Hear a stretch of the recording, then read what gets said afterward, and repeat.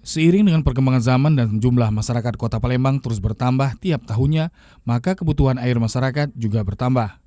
Menurut Direktur Utama PDAM Tirtamusi Andi Wijaya, kebutuhan air masyarakat Kota Palembang mencapai 4.400 liter per detik, sementara kapasitas air PDAM Tirtamusi Palembang baru mencapai 4.000 liter per detik.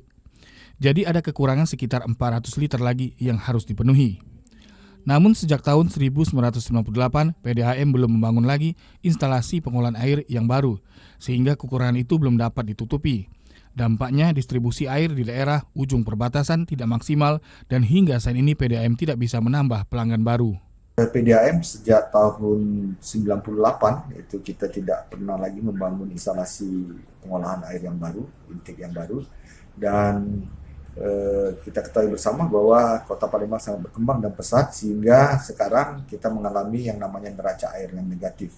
Jadi kebutuhan masyarakat itu sudah lebih tinggi daripada kemampuan produksi kita. Jadi sekarang kita sudah memproduksi 4.000 liter per detik, sedangkan kebutuhan masyarakat sudah mencapai 4.400 liter per detik. Jadi Ditambahkan Andi Wijaya, pihaknya terus berupaya untuk melakukan pembangunan instalasi pengolahan air yang baru, sehingga permasalahan ini dapat segera teratasi.